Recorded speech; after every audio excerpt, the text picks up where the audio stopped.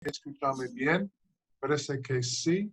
Este es la segunda evento o conversación de nuestro nuevo Comité de Tecnología, Innovación y Ciencia. Antes que hablar más, voy a pedirles, por favor, cuando no estás hablando, por favor, deja su micrófono apagado. También, si tienes una pregunta, usa el chat para dejar sus preguntas. Estas son las reglas del evento. Bueno, este día estamos hablando de la ciencia. El título del evento es Liberando las Ciencias, dejando los paradigmas atrás y buscando nuevos conocimientos.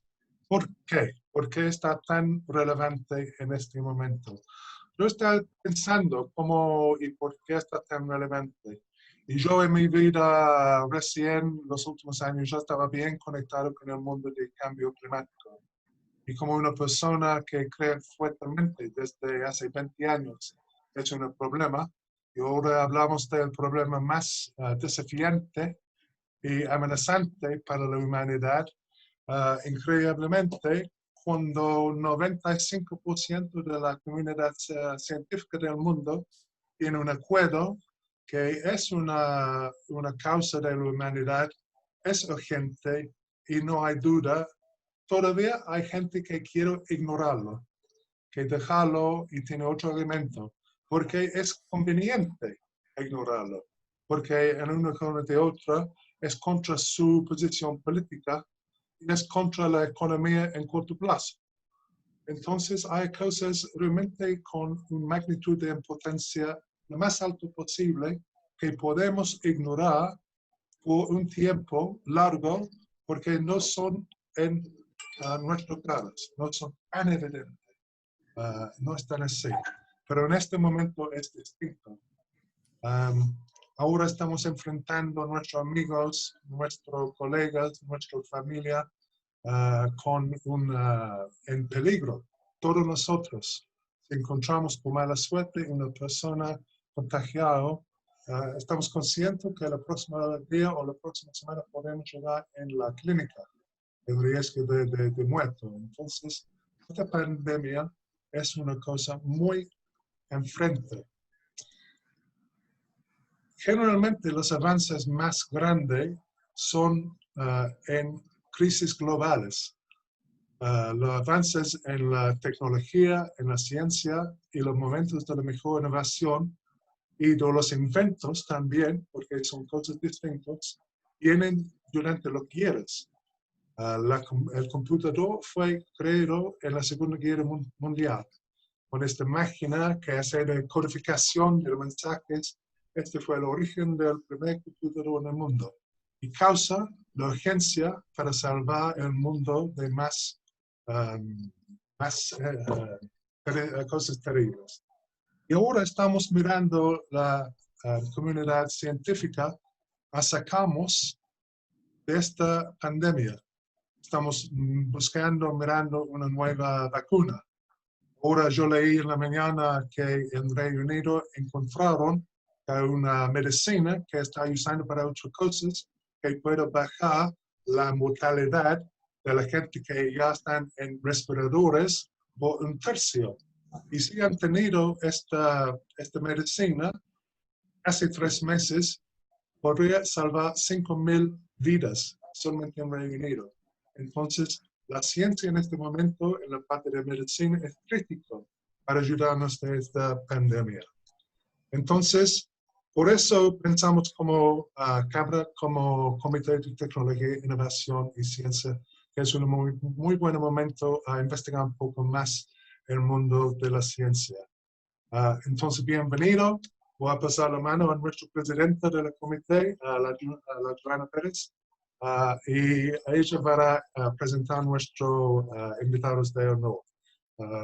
Te doy la mano, Joana. Muchas gracias.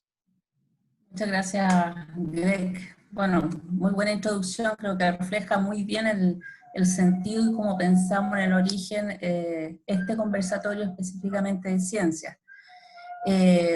yo pues soy parte del comité, sin embargo quiero que en esta ocasión cada uno se sienta parte del comité, así que los invito a hacer todas las preguntas para que podamos hacer un conversatorio bastante interactivo y nos ayuda a todos.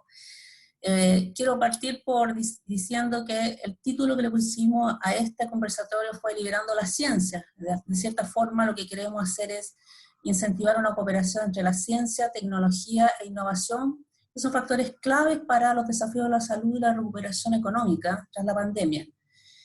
Quiero agradecer obviamente a la Cámara, a Greg, a la Isabel que nos ayudan en este conversatorio, y especialmente a María José y a Mariano, quienes tuvieron la gentileza de aceptar nuestra invitación al conversatorio y que tienen una amplia experiencia en la materia también. Ellos tienen amplia trayectoria y quiero agradecerles también a todos los que están presentes hoy día, porque sabemos que son días que son bastante largos, con bastantes cosas en la casa, y hoy día hay un espacio especial para este conversatorio. Al final del evento, Isabel seguramente les va a hacer llegar una encuesta, así que les pedimos ahí un poquito más de tiempo para que la contesten y nos ayuden a ir mejorando. Bueno, para abrir la conversación, a mí me gustaría comentarles una vivencia que refleja un poco el momento y el escenario personal al respecto.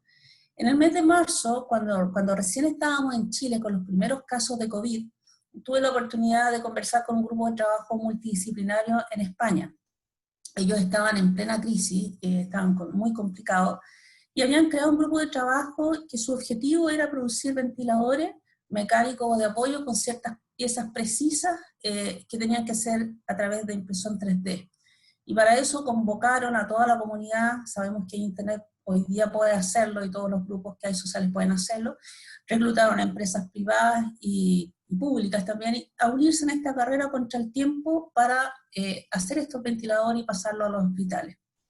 Hoy día, ya que estamos a 16 de junio, ha pasado bastante tiempo, ellos están en otra etapa. Sin embargo, anoche en el noticiario, no sé si algunos de ustedes lo vieron, pero en Chile también está pasando más o menos lo mismo. Se están uniendo muchas empresas, de hecho ya hay 35 empresas en colaboración con universidades que tienen en funcionamiento prototipos o algunos ya en hospitales en prueba, primarios y de apoyo, donde hay una investigación conjunta para encontrar una vacuna y otras iniciativas. Se suma además localmente la fabricación de todo lo que son insumos médicos, de diversos productos de protección sanitaria, de exámenes para detectar virus y otros. Ahora, ¿qué tiene de especial todo lo que yo le comento en este momento? Tiene bastantes matices que antes no se daban muy fácilmente. Primero, la colaboración, no solo local, sino que con el mundo, porque es un problema de todo.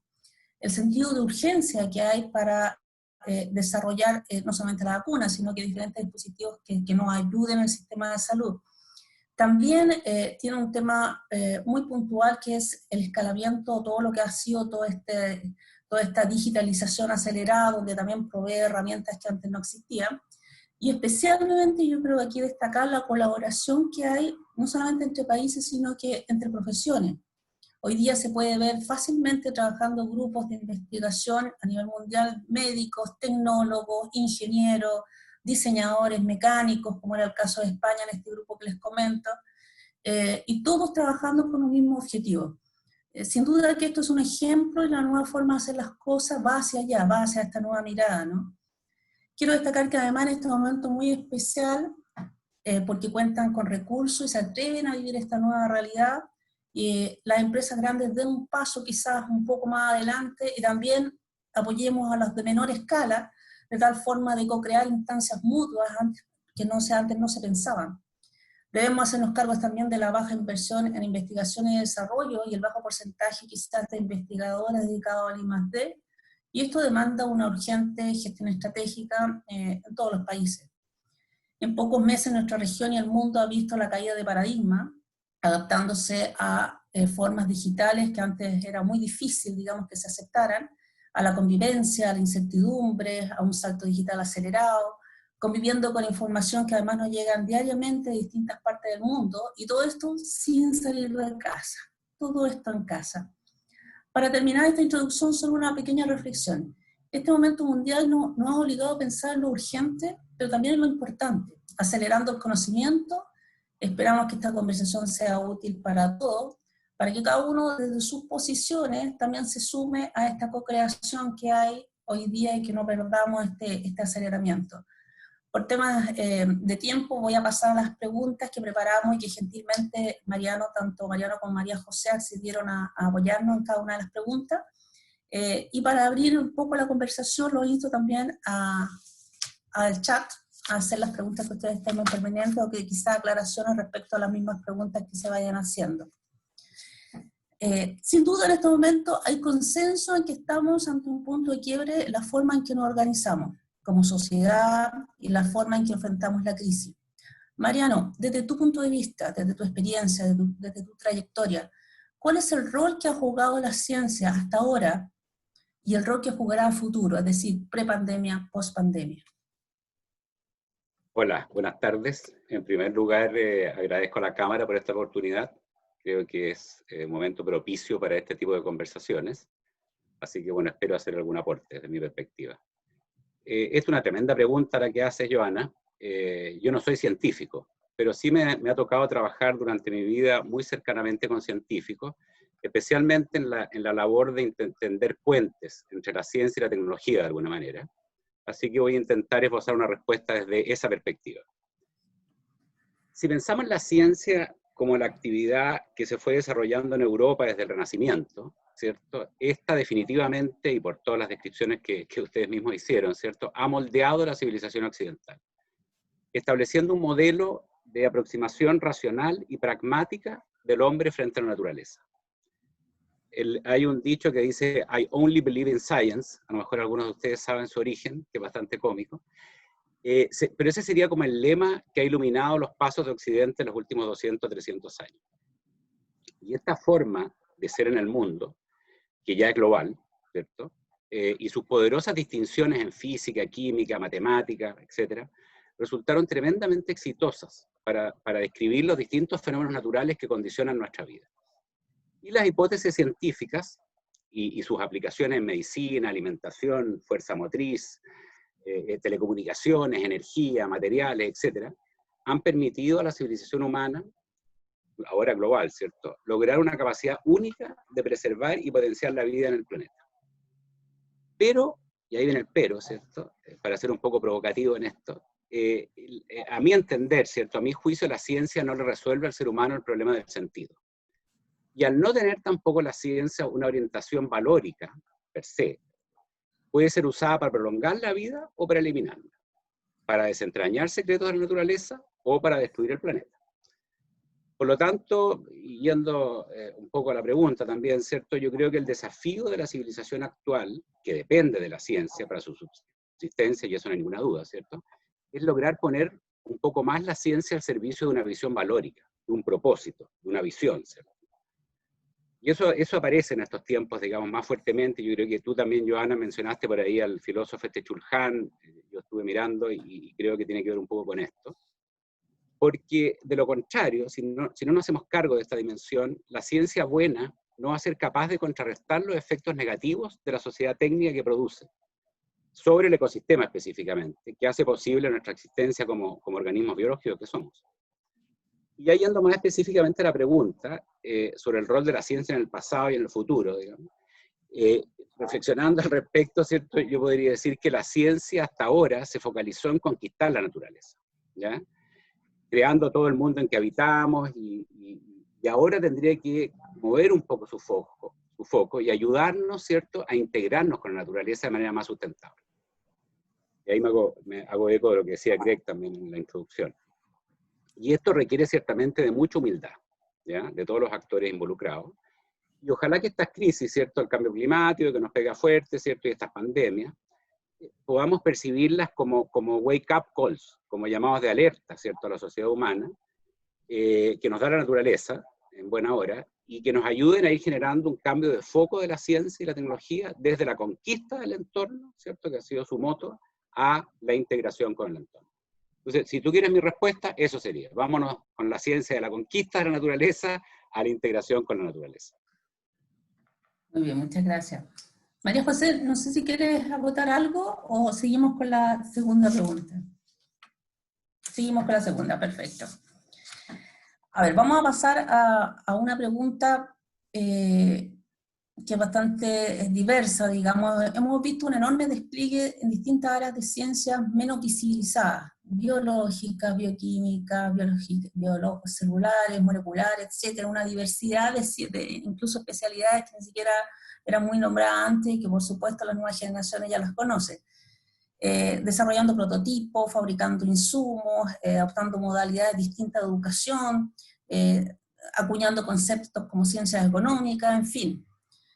En su opinión, y aquí quiero también provocarlos también con la pregunta, ¿cómo podemos rescatar la colaboración que hay entre las distintas entidades, entre las distintas profesiones, desde cada punto de vista? La cooperación y el trabajo conjunto, no solo en esta pandemia, sino que como una metodología continua que nos permita prepararnos como humanidad ante crisis similares, o otras incluso, como hablaba también hace pocos momentos Greg, medioambientales. María José, ¿quieres comentarnos un poco tu perspectiva? Sí, claro. Muchas gracias, Joana, y a todos los presentes por la invitación y por estar presente en este conversatorio.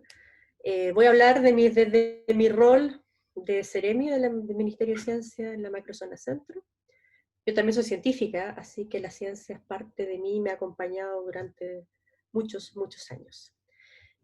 A mí la ciencia me apasiona y me creo realmente una evangelizadora de este mundo científico, pero no desde una ciencia desconectada, sino que una ciencia conectada con su entorno. O sea, la pandemia es un gran desafío, no tan solo es para la humanidad y para todo nuestro ser, y esta pandemia ha forzado, las grandes crisis son también oportunidades, y ha forzado conexiones del sector público, como tú bien dijiste, conexiones con el sector privado, conexiones con la academia.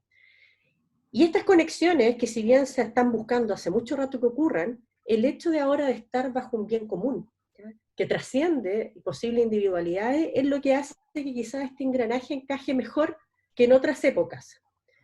Y hemos visto efectos de esto en el sentido de que los privados han colaborado fuertemente con la ciencia para esta pandemia. Son innumerables las iniciativas que hemos contado con una fuerte colaboración privada. El sector público también ha abierto sus puertas para que la academia entre y pueda ayudarnos y darnos soporte en diferentes aspectos de esta pandemia. Y este ejercicio, este músculo que se está trabajando, tiene que de alguna forma mantenerse post pandemia. Con este ejercicio estamos creando un hábito de trabajo, una generación de confianza, que esperemos que sea uno de los grandes aprendizajes que estamos teniendo en este instante. Y un poco referirme a lo que hablaba Mariano, siempre se ha hablado de esta triple hélice: colaboración academia, colaboración con la industria, colaboración sector público, la ciencia ahí metida en estos tres actores, pero este modelo está un poco obsoleto y ya no podemos pensar en esta colaboración tripartita si dejamos de fuera dos cosas que son muy importantes. Una, el contexto social. Obviamente esto tiene que enmarcarse en el contexto social en que vivimos, y el segundo, el contexto del medio ambiente y el cambio climático. No podemos ejercer este quehacer dejando de lado y desconociendo el efecto que estamos teniendo en el medio ambiente. No podemos visualizarnos nosotros como sociedad desconectada de nuestro entorno social, nuestro entorno medio ambiente. Es por eso que no podemos mirar la ciencia como un conquistador de la naturaleza, sino que somos parte de esta naturaleza, somos parte de ese sistema. Y solamente con ese entendimiento y esa visión es que yo creo que podemos construir positivamente post pandemia y tener finalmente un desarrollo sostenible que nos permita salir de esto, ser cariñosos con el entorno, cariñosos con el entorno social y cariñosos con la naturaleza. Gracias. Yo creo que tú has dado con un poco lo que comentábamos un poco antes de partir el conversatorio, ¿no? Este tema de que realmente sea sostenible o sustentabilidad, como lo llaman también, es una de las piezas claves en esta crisis que estamos viviendo. Que también lleva un poco de contexto atrás como para repensar el momento. En el diario El País de España, el filósofo surcoreano Byung-Chul Han fue enfático al señalar que la revolución viral no llegará a producirse. Sin embargo, considera que en este es un momento para repensar y salvarnos a nosotros para salvar el clima. Un poco también lo que María José nos estaba comentando. Mariano, ¿cuál es tu reflexión respecto a esto? A ver, ¿cómo podemos aprender de acá, aparte de lo que ya hemos dicho, ¿cierto? yo quiero hacer referencia a un pensador, no sé si han leído a Nassim Taleb, que tiene esta teoría de la antifragilidad, que fue también el autor del libro de Black Swan. Él plantea, ¿cierto? Y yo hago mucho eco de eso, de que las peores crisis siempre son impredecibles e irremediablemente llegan cuando menos las esperamos. Y si nos intentamos preparar para una crisis teórica, ¿cierto? Normalmente ponemos los énfasis en ciertos aspectos que se nos ocurren, ¿cierto? Que creemos donde está el problema, de nuestra historia típicamente, y descuidamos otros, que normalmente son los que hacen falta cuando nos ataca la próxima crisis, ¿ya? Eso lo desarrolla muy bien Taleb, que yo lo recomiendo muy fuertemente en estos tiempos, digamos, leer a él. Creo que asegurarse frente a escenarios de crisis posibles nos da una falsa sensación de seguridad y nos deja puntos débiles en aquellos aspectos que no estaban presentes en nuestra proyección, que siempre son limitadas, ¿cierto? La capacidad de predecir se basa en información pasada, por lo tanto tiene el sesgo de lo conocido. Para nuestra percepción, la realidad es aquello que conocemos, y cuando aparece lo desconocido, como esto, que nos tiene a todos, digamos, muy desorientados, y en ese momento, ¿cierto?, nuestros instintos nos llevan ciertas emociones más bien negativas, asociadas al miedo y al abandono, que normalmente no son buenas consejeras. Por lo tanto, no sé si ustedes recuerdan también que hace unos 5 años ha estado difundido por ahí en las redes sociales Bill Gates, de una charla TED, en la cual él llegó con un barril de material radioactivo, supuestamente con el signo de la radioactividad, tratando de hacer bien clara la imagen, ¿cierto?, de que la amenaza que nosotros teníamos como establecida más grave para la humanidad antes, que era la radioactividad, ¿cierto?, la energía nuclear, bueno, ahora eran los virus. Y él desarrolla toda la teoría, digamos, que la estamos viendo ahora en la práctica. A nivel país y a nivel de toda organización pública y privada, ¿cierto?, creo yo, ese es mi juicio, ¿cierto?, deberíamos enfocarnos más bien en robustecer las estructuras de que depende cada organización, ¿cierto?, en lugar de intentar predecir por dónde va la mano y dónde deberíamos asegurarnos. Y yo, pero para responderte la pregunta, digamos, creo que hay 5 dimensiones que deberíamos mirar, ¿cierto?, desde el punto de vista de robustecer, ¿ya? Uno, los sistemas productivos esenciales, y creo que hoy día, me refiero a alimentos, servicios básicos, digamos, logística. Creo que hoy día la automatización, ¿cierto?, la transformación digital, la gestión a distancia, la descentralización, la desconcentración de los actores en esas industrias, ¿cierto?, vía de regulación y fomento de la competencia, es clave para producir más robustez en esos sistemas. Aquí hablar del sistema de salud, que es el segundo que yo pienso, ¿cierto? Y creo que requiere fortalecimiento importante, por ejemplo, la atención primaria preventiva, ¿ya? La gestión de las patologías crónicas a nivel de atención primaria, trazabilidad de pacientes, etcétera. Eso es algo que yo al ministro Mañalich estoy tremendamente agradecido de él y de su gestión, pero él partió con un enfoque más bien hospitalario, centralizado, y al final de su gestión se dio cuenta que la atención primaria es como la única forma en que uno puede tener capilaridad para llegar a toda la población. Y por otro lado, las plataformas de telemedicina, ¿cierto?, para atención de especialidad, y infraestructura hospitalaria estandarizada y flexible. Hoy día se están transformando las UTI pediátricas en UTI para los COVID. Ese tipo de cosas tenemos que mirarlas y ver cómo robustecemos el sistema de salud. Y no voy a extender más en eso. El tercero es el sistema educacional, ¿cierto? Eso, yo no soy experto en educación, pero ahí viene un cambio fundamental, digamos. Hoy día aparecieron capacidades distribuidas, ¿cierto?, desde los padres, digamos, que están de profesores, como nos explicaba Greg ayer. Creo que hay que integrar a la comunidad en la formación. Se demostró que se podía, ¿cierto? Por lo tanto, eso hay que trabajarlo también. En el mundo del trabajo vienen cambios importantísimos.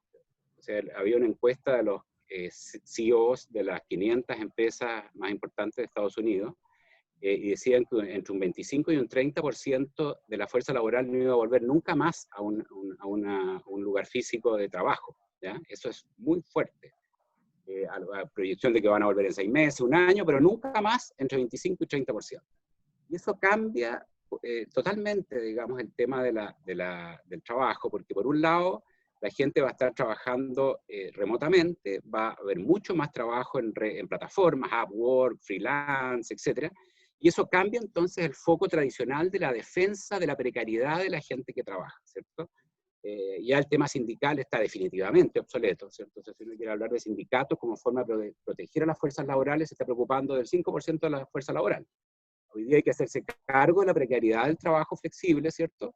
Pero de otra forma, digamos, con temas de seguros, pensiones, reconversión, etc.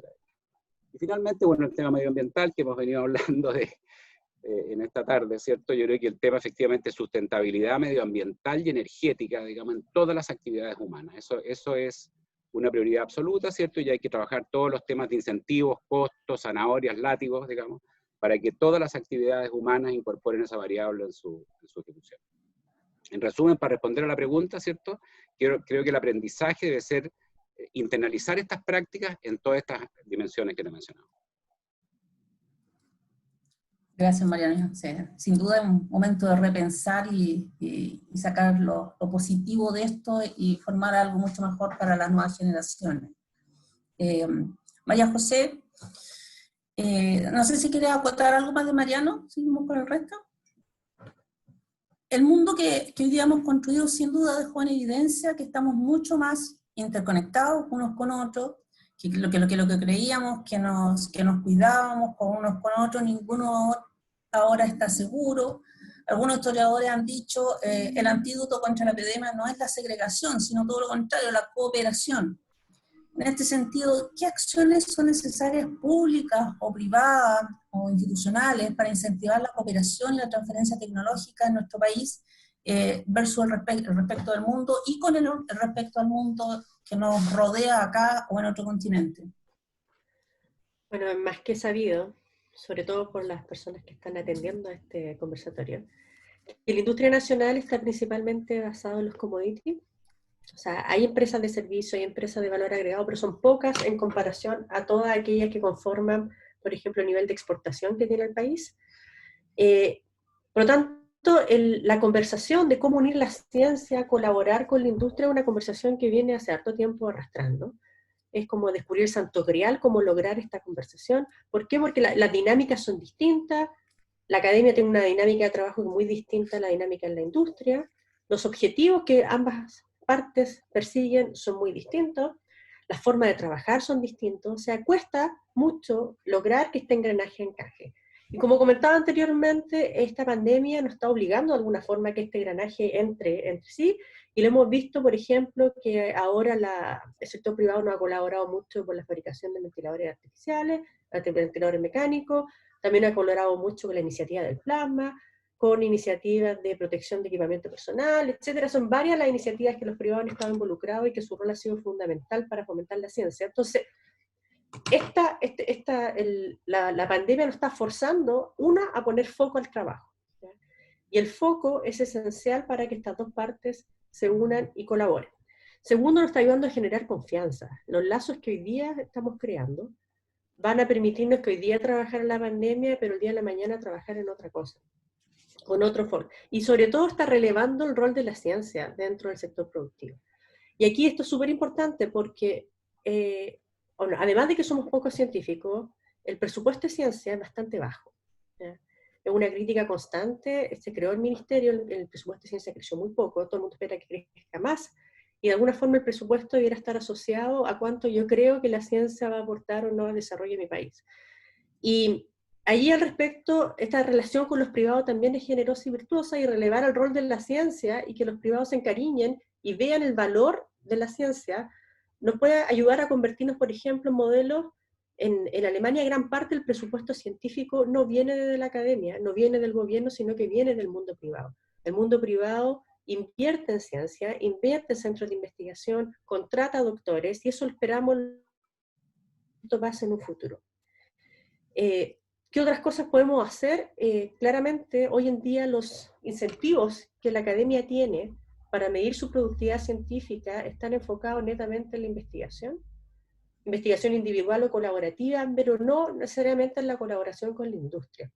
Entonces cuesta mucho convencer a los científicos que dejen de hacer lo que están haciendo y que colaboren con la industria, porque esa colaboración actualmente no le está siendo reconocida ni para su jerarquía académica dentro de la universidad, ni para su sueldo, ni para la posibilidad de ganarse fondos de investigación. Entonces, mientras no seamos capaces de cambiar esa mirada, va a ser muy difícil que podamos convencer al mundo científico a que se integre al mundo productivo. Y la relación que estamos obteniendo con esta pandemia, esperamos que el mundo productivo se convenza y vea valor en la ciencia de manera de incorporar más ciencia a su quehacer.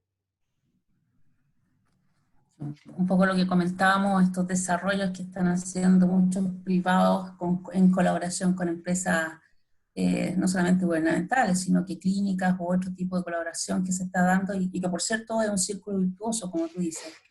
Invitarlo a todos los que están hoy día escuchándonos a hacer preguntas. Se abre el canal de preguntas ahí para que podamos ir interactuando entre todos. Lo voy a llevar a otro tema que nosotros siempre tratábamos finalmente de separar, el ser humano siempre trata de separar las materias que hoy día las estamos viendo que están convergiendo, que es básicamente lo que veníamos hablando, tecnología, ciencia, innovación, emprendimientos también. La aceleración en la adopción tecnológica habilitó mucho del mundo para convivir con una nueva realidad. De hecho, al estar acá en este conversatorio, es parte también de la tecnología. Pero hoy día tenemos también varios desafíos en telemedicina, en todo lo que es inteligencia artificial, en diagnósticos clínicos, análisis predictivo, enfermedades, etc. Desde la posición donde tú estás, Mariano, y tu experiencia que has tenido al respecto, ¿cuáles son los incentivos para innovar en estos ámbitos como consejos para emprendedores u organizaciones privadas? Bueno, yo no podría estar más de acuerdo en lo que decía María José, digamos. Creo que en Chile tenemos una deficiencia histórica con respecto a la colaboración universidad-industria, ¿cierto? Y hay una serie de diagnósticos y ella tiene, los incentivos que describió son los que yo creo que hay que ver cómo los vamos aplicando y la realidad va cambiando. Específicamente en el tema salud, ¿cierto? De las aplicaciones industriales de salud, la Corfo viene hace varios años impulsando en Chile una iniciativa que se llama Innovación en Salud, me parece, que fomenta emprendimientos y proyectos de colaboración entre estas áreas, ¿cierto? En la cual ojalá desarrollos científicos, digamos, que se hacen en las universidades puedan ser tomados como spin-offs y que haya emprendedores, digamos, que los llevan al mercado. Esto lleva varios años ya, ¿cierto? Ha habido varios gobiernos comprometidos y ha habido mucha efervescencia emprendedora en torno a esto, pero ha costado lograr éxitos de alto impacto. ¿Ya? Yo lo he seguido de cerca este tema. Y a mi juicio yo tengo una mirada crítica en el sentido de que falta una mirada de más largo plazo en torno a este tema en el Ministerio de Salud, ya que es al final el responsable de implementar las políticas públicas de salud en Chile. Y en el Ministerio de Salud hay una falta dramática de continuidad en estas políticas, de ciencia, desarrollo tecnológico, qué sé yo, ligado a la salud pública. Hay en otras, ya en otras, Chile tiene un sistema de salud que es muy sólido y robusto en otras cosas que se han hecho históricamente, ¿cierto? Y que están muy instaladas, digamos, etcétera, pero en este tema no se ha logrado y ha sido típicamente resorte de los ministros y de sus asesores más directos, que típicamente entran y salen con los ministros, ¿cierto? Y ya sabemos lo que duran los ministros en Chile, sobre todo de salud. Yo, para hacerlo así bien concreto, yo participo en una empresa de inteligencia artificial para la salud, que ha sido bastante exitosa en instalar una aplicación diagnóstica relacionada con diabetes, que hoy día se usa en toda la salud pública en Chile, digamos. Desde que empezamos a desarrollar ese tema, el año 2012, y las innovaciones en salud toman tiempo, todos lo sabemos, nos tocó ir y venir con más de 5 ministros de salud de 3 gobiernos y decenas de subsecretarios, asesores, a los cuales en cada oportunidad, digamos, había que explicarles el camino recorrido, volver a sensibilizarlos con la propuesta, etcétera, etcétera. Corfo como institución, y yo espero que ahora el Ministerio de Ciencia y Tecnología, ¿cierto? Corfo sí históricamente ha logrado más continuidad en sus visiones y programas. Yo no he visto en Corfo programas y visiones de cómo incentivar las cosas que han durado por varios periodos de gobierno, ¿cierto?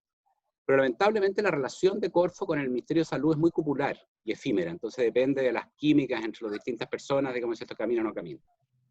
Y las innovaciones efectivas en salud son el resultado de lo que se ha hablado hoy día, del trabajo conjunto, pero así bien multidisciplinario de médicos, tiene que haber médicos involucrados, científicos, ¿cierto? Ingenieros y gestores en salud, que son los que al final tienen que ver con cómo estas cosas se aplican y el sentido económico y de practicidad que tienen.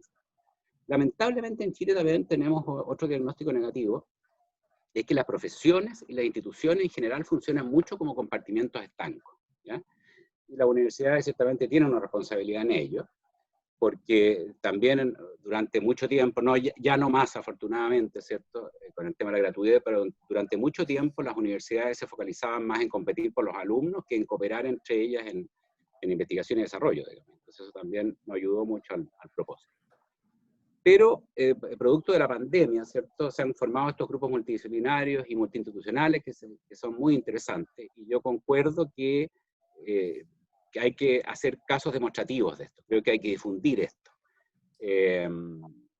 Hay que, como medidas concretas, yo te decía, creo que hay que hacer una institución, aparte del Ministerio de Ciencia y Tecnología, que está perfecto y tiene que hacer su labor, creo que para el tema salud específicamente, dentro del Ministerio de Salud hay que crear alguna institución que sea más permanente y que se haga cargo de estos temas. Y que se apoye, obviamente, 100% en Corfo, en el Ministerio de Ciencia y Tecnología, pero que tenga la mirada de problemas desde el Ministerio de Salud y la mirada de aplicación desde el Ministerio de Salud. Creo que eso hace mucha falta. Y lo segundo es trabajar en la difusión de los casos exitosos. Los chilenos somos muy buenos copiones y siempre el pasto del vecino está más verde, así que nos gusta ir en esa dirección. Esa sería mi respuesta. Sí. María José, por favor.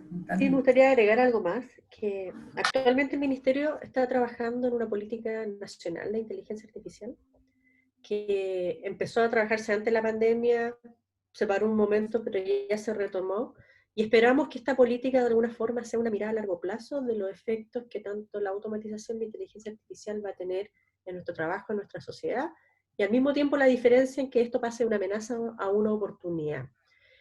Y ahí dentro esperamos que en esta política exista también una mirada de largo plazo de la relación interministerial. Y uno de los temas donde la inteligencia artificial o la automatización o muchos nuevos métodos de tratamiento tiene una implicancia importante es en salud. Y con salud, esta pandemia también nos ha ayudado a que haya una interacción más cercana con el Ministerio de Salud, tanto con ciencia. Hemos habilitado laboratorios y una serie de medidas, y esperamos también que esta interacción nos ayude a convencer también al Ministerio de Salud de que la inteligencia artificial y la automatización es una oportunidad, y que cae esto enmarcado dentro de esta política de aquí a fin de año debiera ya estar lista, y esperamos que trace, y de producto esta política se van a desmembrar una serie de acciones que esperan fomentar específicamente el desarrollo de aplicaciones o empresas que estén ligadas con inteligencia artificial, no tan solo en la salud, sino que también en otros sectores productivos. Así que esperamos que esto sea un catalizador para que de alguna forma empresas nuevas se dediquen a desarrollo tecnológico y de inteligencia artificial, y que esto permee no tan solo al sector privado, sino que también permee como ayuda al sector público. Mira, excelente noticia, la cooperación también entre ministerios y los planes que tienen hasta fin de año, que sin duda son desafiantes en los tiempos que estamos viviendo. Con respecto a lo mismo y a las colaboraciones entre los diferentes instrumentos, de las colaboraciones que hay tanto local como mundial, hoy día tenemos una sobrepoblación, digamos, de información, la infodemia que se le llama, sobreabundancia de información, parte de ella a veces falsa, que circula muchas veces en las redes sociales, la cual se aprovecha también de nuestros sesgos cognitivos, pero también estamos generando y accediendo a mucho conocimiento valioso, gracias a la labor de profesionales, multidisciplinarios, como veníamos diciendo, incluso periodistas, científicos, comunicadores, todos los que están en este camino, y con enormes redes que se están también colaborando en investigación, y que pone a disposición esta información para tomar decisiones basadas en evidencia, un poco lo que hablaba también Mariano antes.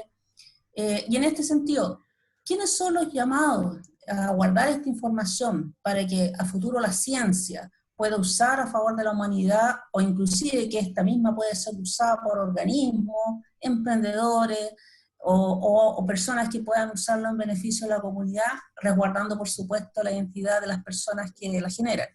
¿Cómo lo ves, María José? Bueno, el conocimiento científico generalmente se documenta, ¿ya? Y se documenta como, ya sea en publicaciones de revistas científicas o publicaciones de conferencias, donde hay un comité editorial que revisa ese trabajo de manera ardua, en la peer review, en la revisión entre pares, y en realidad valida que lo que uno está reportando es en realidad o no un aporte al conocimiento. Y en base a eso la ciencia no se construye de cero, se construye de manera incremental. O sea, sobre el conocimiento que ya existe, los científicos siguen trabajando. Y esta pandemia ha generado una avalancha de nuevo conocimiento científico, sobre todo porque este SARS-CoV-2 es un virus que hace algunos meses nadie tenía mucha idea de su existencia. Y ha sido abordado y estudiado de diversas formas posibles. Se ha generado una avalancha también de publicaciones científicas. O sea, desde el momento en que el trabajo que se realizó de investigación sobre uno de los aspectos de este virus se publica, queda a disposición de la comunidad científica en general. Y ahí, o sea, por la parte científica está bien resguardada, conocimiento científico incremental, a partir de lo que ahí se publica, se sigue construyendo el conocimiento nuevo. Ahora la parte de difusión también es súper importante. Ahí los periodistas científicos, sobre todo la ACHIPEC, que es la Asociación Chilena de Periodismo Científico, es crucial en el sentido de que son ellos los, de alguna forma, encargados de llevar ese conocimiento científico a toda la comunidad. Los periodistas científicos tienen gran valor en el sentido de que están especializados en ciertas temáticas y se han convertido en verdaderos comunicadores, y son aquellos que toman la bandera del mundo científico y la pueden distribuir a lo largo de la comunidad y que llegue a la mayor cantidad de gente posible. Y ahí, para ellos también están en un rodaje continuo, o sea, tampoco se va a perder esta información, en el sentido de que ellos están constantemente revisando las publicaciones que existen nuevas al respecto de este virus o alguna otra cosa, y van generando hacia afuera. Quería hacer un comentario sobre las decisiones basadas en evidencia. También la evidencia puede ser fuerte para la toma de decisiones, pero muchas veces una decisión es multifactorial, no depende de un solo factor. Entonces en realidad no es una evidencia que tengo sobre la mesa, sino que son muchas evidencias. Una evidencia por la parte biológica del virus, puedo tener una evidencia por el efecto social que puede producir esto, una evidencia por el aspecto de salud. Entonces las decisiones basadas en evidencia es algo que es bastante complejo, porque generalmente tengo más de una evidencia sobre la mesa, y dos, hay muchos contextos que también hay que considerar a la hora de una toma de decisión, que puede ser que esa evidencia científica no esté considerando, ¿ya? Por lo tanto, he aprendido en estos meses de que las decisiones son tomadas, informadas por evidencia, pero en realidad la evidencia científica que está sobre la mesa es uno de los factores en los cuales se basa una toma de decisión. ¿Por qué? Porque las decisiones son complejas, las decisiones tienen muchos contextos y tienen muchos alcances que a veces quedan afuera de lo que esa evidencia científica me puede aportar. Claramente las decisiones con esa evidencia sobre la mesa debiesen ser mejores que aquellas decisiones que no se encuentra esa información. Clarísima tu respuesta, María José. Excelente. Todos aprendimos aquí un poquito de todo lo que estás comentando. Isabel, quiero pasar la palabra porque entiendo que hay un par de preguntas, ¿no? Vamos a seguir un poco con las preguntas de la audiencia. Isabel, estás en mute. Hay dos preguntas que se hicieron. Aquí estamos. Marcos Barros pregunta, los análisis están puestos en lo que se puede hacer con lo que ya los adultos o las instituciones han desarrollado. Uno de los focos es el cambio que se debe producir en educación, ya que son los niños actuales los que serán los que cambien los modelos actuales en el futuro. Debemos iniciar los cambios en las universidades, escuelas pedagógicas, instituciones educacionales, etc. Pregunta, ¿cómo ven la educación para cambiar estos temas y modificar los modelos fracasados en diferentes áreas? ¿Quién se atreve? ¿Mariano o María José? A ver, yo voy a hacer un comentario. Había visto la pregunta, digamos. Yo creo que eso es absolutamente central. Yo creo que siempre uno vuelve a la educación, ¿cierto? Pero creo que ahora ya están dadas las bases, porque yo lo miro con un cierto optimismo. Lo veía muy pesimista hasta antes de esto. Ahora lo veo un poco más optimista. Porque creo, digamos, de que en la práctica, así como en la práctica se vio una mejor correlación empresa-universidad, también se ha visto en la práctica un involucramiento mucho mayor de toda la comunidad que tiene que ver con la educación de los niños, ¿ya? No voy a referir a universitaria, y creo que eso es un problema distinto, pero a educación primaria, ¿cierto? El hecho que los padres, que los profesores uno lo que ha visto en los colegios, ¿cierto?, es que la comunidad de profesores, por ejemplo, ha tenido una integración y una forma de trabajar completamente distinta a la que venía trayendo hasta ahora. Y eso da una luz de esperanza de cómo deben hacerse las cosas en el futuro. Pero efectivamente ese es el cambio central que tenemos que hacer. El cambio central empieza en la educación básica y media, una educación más, menos centralista, ¿cierto? Más orientada, digamos, a los proyectos y al aprendizaje de capacidades ligadas al conocimiento, pero más prácticas. Y creo que estamos en una posición de poder tomar ese impulso y aprovecharlo. Hay otra pregunta ahí que yo había visto relacionada a un tema que creo que es central con respecto a la colaboración público-privada, ¿cierto? Y que tiene que ver con los conflictos de interés. Creo que es un tema tremendamente relevante. Efectivamente, la colaboración público-privada tiene que ser ejecutada en marcos institucionales adecuados, que velen.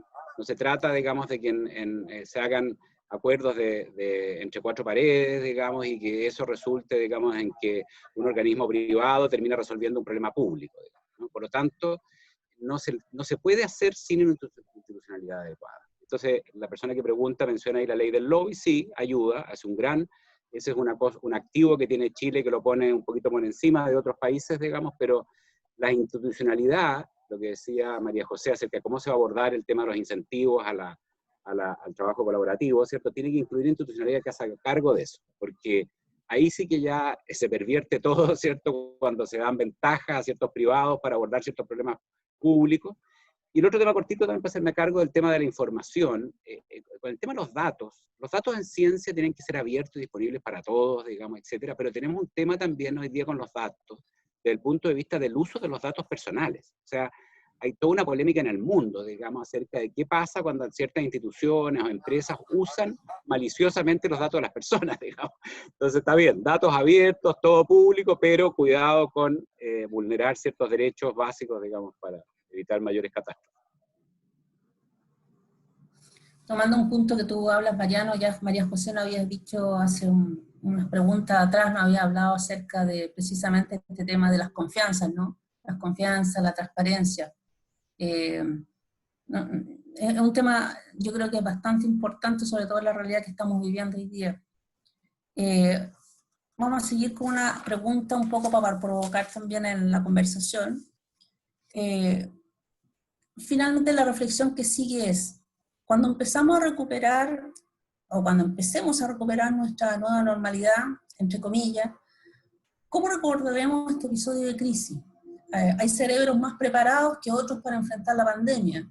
Estas son las preguntas que por estos días se hace la neurociencia. No solamente en los adultos, sino que, como tú lo decías también, Mariano, en los niños, en las familias en general.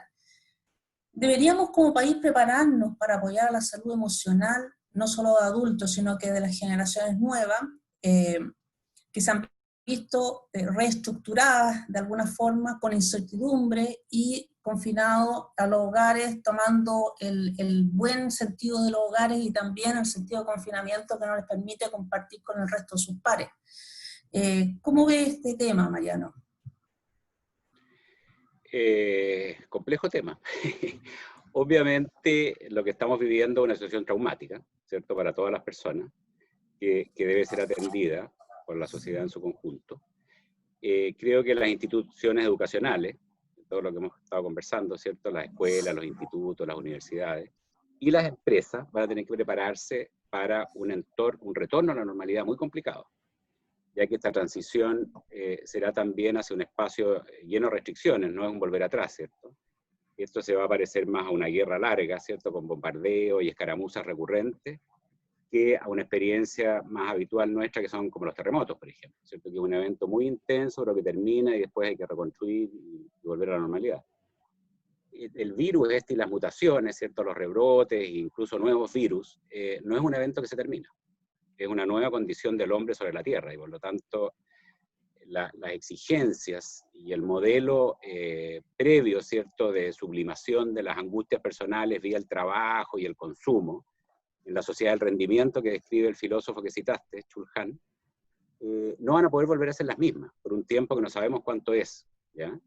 Y por lo tanto, yo creo que se va a requerir mucha comunicación al interior de las organizaciones de todo tipo, ¿cierto?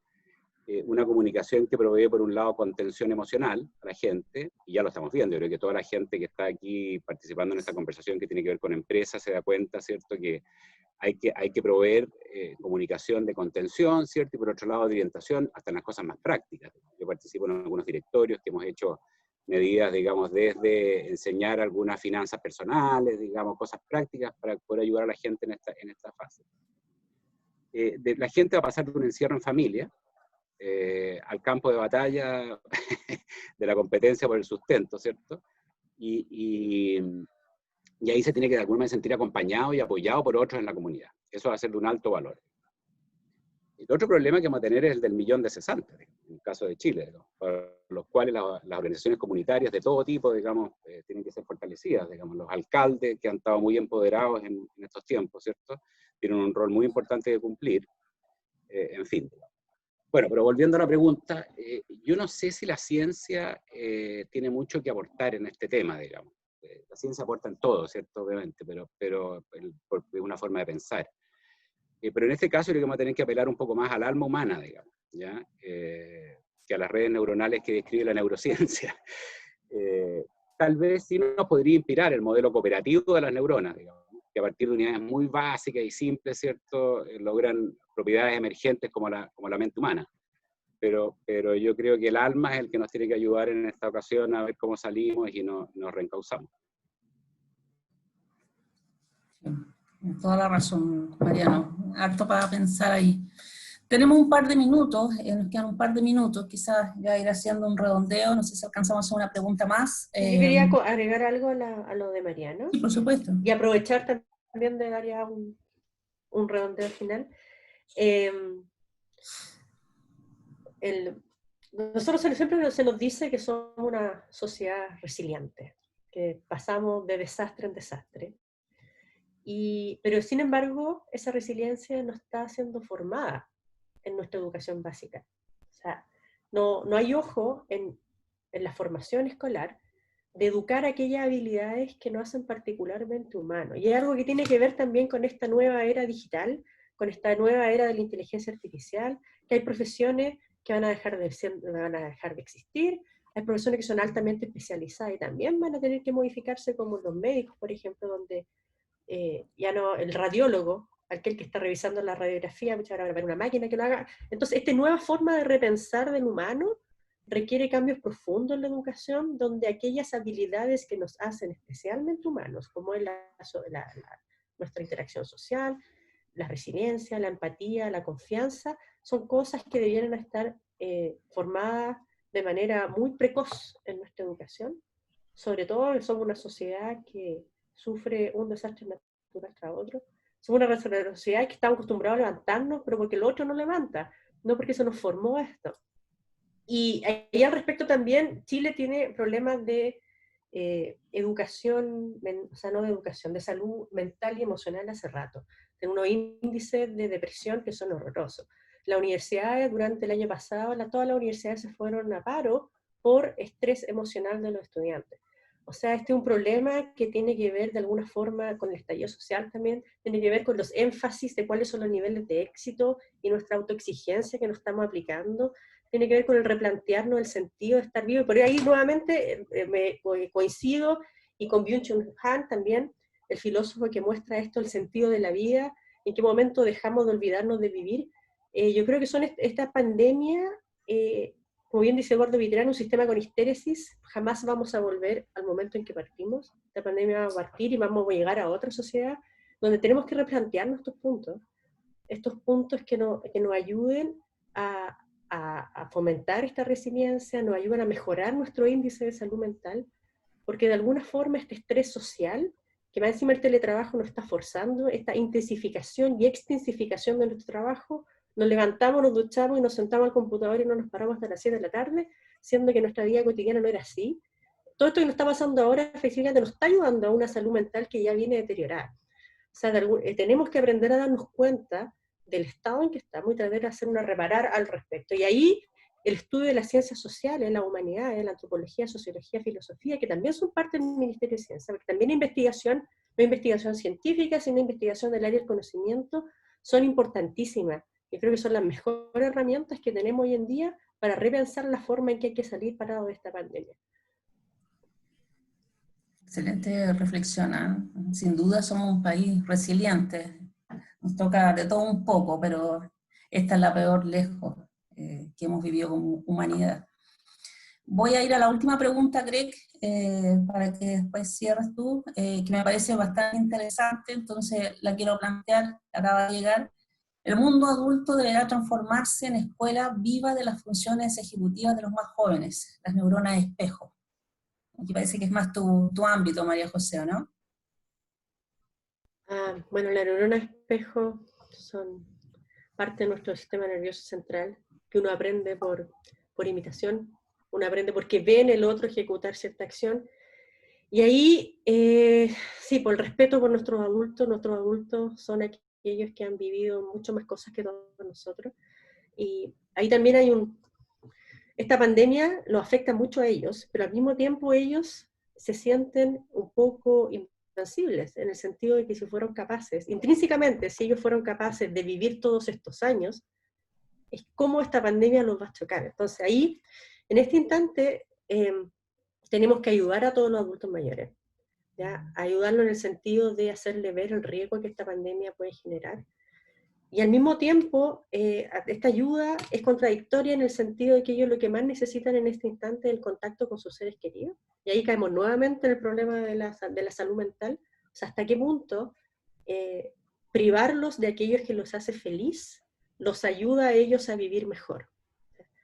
Y allí hay una reflexión profunda que hay que hacer, hay que mantener los contactos, hay que respetar la distancia física, obviamente, pero sentirse que ellos se sientan queridos, aprender de ellos en el sentido de cómo ellos han logrado estar en el punto en que están, aprender de las experiencias de ellos, y ellos han aprendido, si bien la resiliencia no se forma, ellos han aprendido a hacerlo a lo largo de su vida, y ahí yo creo que encaja mucho con esto de la escuela hacia los jóvenes, que nos cuenten su experiencia, de manera de aprender de ellos, la forma en que podemos nosotros salir parados de esta pandemia.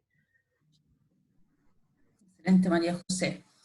Vamos cerrando ya, solo agradecer inmensamente a Mariano y a María José por esta conversación que además ha tenido mucho del humano, que es también lo que queríamos integrar dentro del conversatorio. Bastantes cosas para pensar, ¿no? El tema de resiliencia, el tema del sentido humano, el tema de protegernos, de cuidarnos, de querernos y de sacar las cosas positivas en esta pandemia.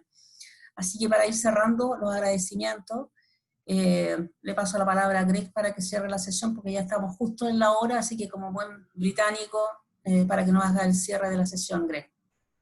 Perfectamente británico, Joan, muchas gracias.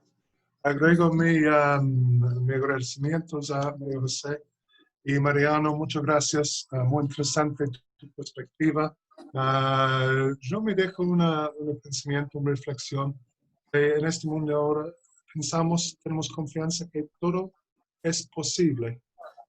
Porque Mariano, tú dijiste que la primera parte fue muy como pesimista, pero yo no escuché nadie que dijo que no vamos a tener una vacuna. Solamente le preguntan cuándo. ¿Cuánto tiempo tenemos que esperar? Entonces, tengo confianza en la comunidad científica y que vamos a lograr una solución. Es fantástico, ¿no? Entonces, muchas gracias a ustedes, muchas gracias a todos nuestros invitados, socios. También quiero comentar que el jueves a las 6 de la tarde tenemos un conversatorio con el Comité de Educación. Entonces, si quiero seguir hablando de la educación, por favor, búscalo en nuestro sitio web. Tengan muy buena tarde. Muchas gracias de nuevo y nos vemos pronto. Gracias. Muchas gracias a todos. Adiós. Gracias. Buenas tardes.